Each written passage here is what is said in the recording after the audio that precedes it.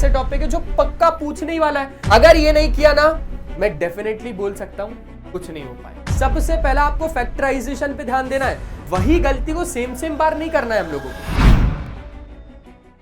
अगर आप लोग क्लास 8th में, फर्क नहीं पड़ता फिर चाहे आपकी ओल्ड एनसीईआरटी है चाहे आपकी न्यू एनसीईआरटी, यार जब मैंने हर एक बच्चे से पूछा कि यार क्लास 8 में आके तुमको कैसा लगा, हर एक बच्चे का सेम टू सेम कहना था कि सर क्लास 8 में आके ऐसा लग रहा है कि मैथ्स बहुत ज्यादा टफ हो गई है, सर न्यू एनसीईआरटी हो गई, सर कुछ भी समझ में नहीं आ रहा, सर ऐसा लग रहा है कि सारे के सारी चीजें हमारे लिए न्यू है।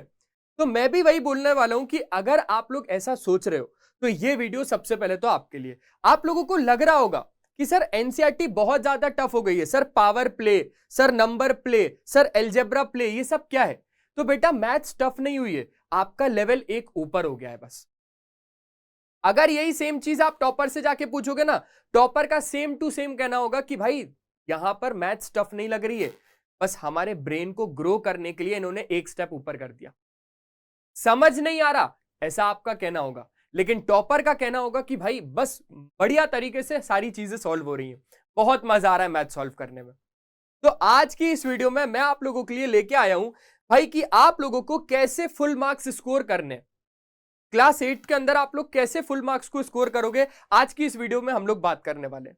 और साथ साथ में आखिरी तक में जो बच्चा टेका रहेगा ना, मैं उसको ओल्ड एनसीईआरटी के भी और न्यू एनसीईआरटी के भी सारे के सारे इंपॉर्टेंट क्वेश्चंस, जो कौन कौन से इंपॉर्टेंट टॉपिक से आ सकते हैं, वो सारी चीजें मैं आप लोगों को बताने वाला हूं।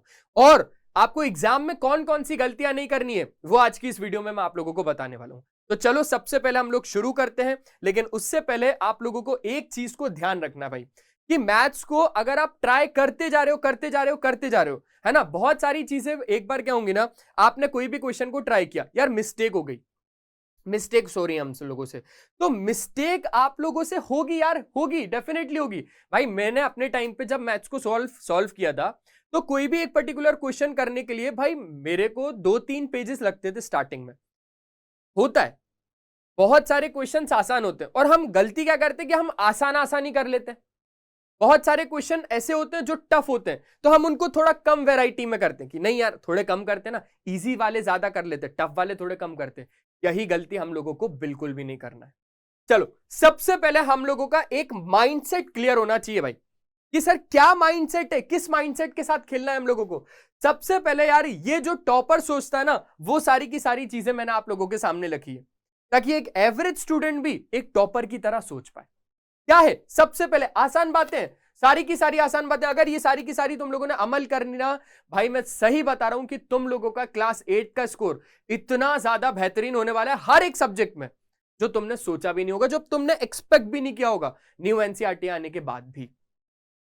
तो समझो, सबसे पहले आप लोगों को यह समझना है कि भाई आपका हर एक मिस्टेक एक लेसन है, क्योंकि मैंने स्टार्टिंग में आके बोला कि mistakes are proof that you are trying.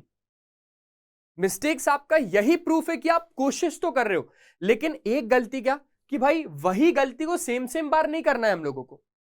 आपने वही गलती को सुधार लिया, अब एग्जाम में नहीं होगी। वो कैसे होगा? जब हम बार बार मैथ्स को प्रैक्टिस करेंगे। बहुत सारे बच्चे होते हैं भाई मैथ्स को देख रहे हैं, क्यों देखना है मैथ्स को? मैथ्स को सॉल्व करना है, मैथ सॉल्व करने की चीज है, हमें देखना नहीं है, देखने से काम नहीं होगा। ठीक है, हर एक क्वेश्चन का खुद का एक पैटर्न है, अगर आपने पैटर्न को समझ लिया, क्वेश्चन आपसे सॉल्व हो जाएगा। बच्चों कोई भी क्वेश्चन को सॉल्व करने के लिए आप लोगों के कंसेप्ट्स क्लियर होने चाहिए, सबसे पहले तो ध्यान में रखना। और तीसरी चीज, जितना आपने प्रैक्टिस किया उतना ज्यादा आपका मैथ्स स्ट्रांग होगा। अगर आपने प्रैक्टिस नहीं किया, मैं आपको लिख के दे सकता हूं, आपसे कोई क्वेश्चन नहीं बनेगा, जाके करके आ जाना, भले कोशिश करके देख लो। अगर आपने ऊपर ऊपर से मैथ्स को देखा, आप मैथ्स को नहीं कर पाओगे, आपको सॉल्व करना पड़ेगा। क्यों बोलते हैं कि सर लिख लिख के सॉल्व करो? ताकि आप लोगों के बहुत सारे सेंसेस वहां पर काम करते हैं। जब आप लिखते हो तो हाथ के मसल्स, जब आप दिमाग में वो सारी चीजें लेते हो, आंखें देखती हैं, मुंह से बोलते हो, दिमाग सोचता है, तो उस हिसाब से सारी की सारी चीजें आप लोगों को प्रैक्टिस के थ्रू ही आएंगी। अगर आपने क्वेश्चंस को प्रैक्टिस किया, यानी समझ लेना, वहां पर ही आप लोगों को आपकी ताकत मिल गई। ठीक है, समझ में आ गया। दूसरी बात, स्मार्ट स्ट्रैटेजी खेलनी है। एंड मूवमेंट है, सबको पता है एंड मूवमेंट है। हमें सबसे पहला स्टेप एनसीईआरटी को कवर करना है। भाई सबसे पहला भगवान आपका एनसीईआरटी है। सबसे पहले हमें इनके चरण स्पष्ट करने, सबसे पहले। अगर ये नहीं किया ना, मैं डेफिनेटली बोल सकता हूं कुछ नहीं हो पाएगा। स्टेप 2 क्या है सर? Three round rule. अब ये 3 राउंड रूल क्या है समझना बहुत अच्छे से। हमें क्या करना है? हमें 3 स्टेप में सारी चीजें करनी है। सबसे पहले इसी एनसीईआरटी के आपको कंसेप्ट्स को क्लियर करना है, आपको सॉल्व्ड एग्जांपल को सॉल्व करना है, ठीक है, कर लिया। इसके बाद सारे के सारे एक्सरसाइजेस के क्वेश्चंस, भाई ये ओल्ड एनसीईआरटी न्यू एनसीईआरटी सबके लिए। न्यू एनसीईआरटी में बस फिगर इट आउट दे दिया और बाकी एक्सरसाइज करके आप लोगों का यहां पर है ओल्ड एनसीईआरटी में। न्यू एनसीईआरटी में figure it out, old NCERT में एक्सरसाइज के टर्म्स में। और आपको रीसॉल्व करने डिफिकल्ट क्वेश्चंस बिना देखे, इस बार देखना नहीं है, बिना देखे सॉल्व करना है। समझ में आ गया? पक्का। अब कुछ एग्जाम्स के हैक्स को जान लो। सबसे पहली बात, एग्जाम के एक दिन पहले कुछ नहीं पढ़ना। हाँ, एग्जाम के हम 2 दिन पहले तक पूरा सिलेबस ऐसा खत्म कर देंगे कि एग्जाम के एक दिन पहले हमें ज्यादा स्ट्रेस ना हो। हम कुछ नहीं पढ़ेंगे एग्जाम के एक दिन पहले, हम सिर्फ और सिर्फ फॉर्मूला का रिवीजन करेंगे, दैट्स इट। हम कोई भी क्वेश्चन सॉल्व नहीं करेंगे। उसके 2 दिन पहले तक हम पूरा का पूरा कोर्स खत्म कर चुके होंगे। आपको यह बनाना है। और वो 2 दिन पहले आप ऐसा कोर्स खत्म करोगे कि भाई आपसे उस रात कुछ भी पूछ ले पूरी बुक से, आपको बनना चाहिए, बनना चाहिए, कुछ भी पूछ ले। और इतना कॉन्फिडेंस अंदर से आना चाहिए कि तू बुक से कुछ भी पूछ ले, मैं तुझे बताऊंगा आंसर। ये कॉन्फिडेंस आना चाहिए। सारे के सारे फॉर्मूला आपको कोई भी क्वेश्चन को सॉल्व करने से लिखना है। ये एग्जाम्स के कुछ हैक्स है बच्चों। कोई भी क्वेश्चन को सॉल्व करने जा रहे हो, क्योंकि आपको फॉर्मूले के भी मार्क्स वहां पर मिलेंगे, स्टेप मार्किंग होगी, तो आपको सारे के सारे फॉर्मूला याद होने चाहिए। अगर याद है तो वहां पर कोई क्वेश्चन अगर पर्टिकुलर नहीं आ रहा, एटलीस्ट हम फॉर्मूला लिख के आएंगे तो हमें मार्क्स मिलेंगे। ये चीज तो बहुत सारे टीचर से आपने सुनी होगी, और अगर नहीं सुनी तो ये चीज होती है, मैं आपको बता रहा हूं। दूसरी बात कि आपको स्टेप्स शो करने हैं भाई एग्जाम्स में।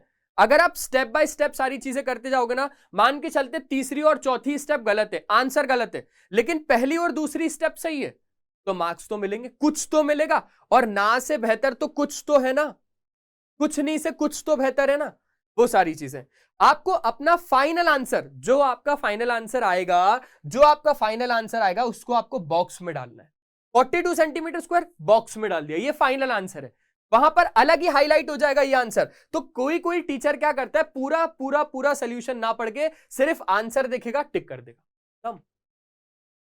अगर आपके बीच में स्टेप में कुछ भी माइनर मिस्टेक होगा ना, वो उसको इग्नोर कर देगा, सिर्फ आंसर चेक करेगा। ये मैं बोल रहा हूं, मैं अपना पर्सनल एक्सपीरियंस से बोल रहा हूं। तो वो चीजें बहुत ज्यादा अच्छे तरीके से ध्यान में रखना। तुम चाहे मुझे आज सर मान लो, तुम चाहे आज मुझे भैया मान लो, जो तुम्हें मानना है वो मान लो, लेकिन ये चीज तुम्हें ध्यान में रखना है, फाइनल आंसर को बॉक्स में बंद करना है।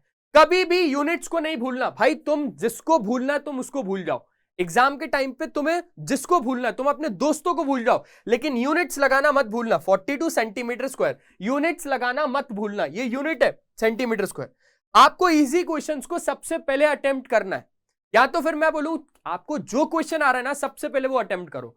बहुत सारे बच्चे बोलते हैं इजी क्वेश्चन अटेम्प्ट कर लो, बहुत सारे बोलते हो भाई सबसे पहले बहुत टफ वाले करेंगे, यानी पीछे से पेपर शुरू करेंगे। क्यों करना है आगे से शुरू या पीछे से शुरू? हमें सबसे पहले वो करना है जो हमें आता है।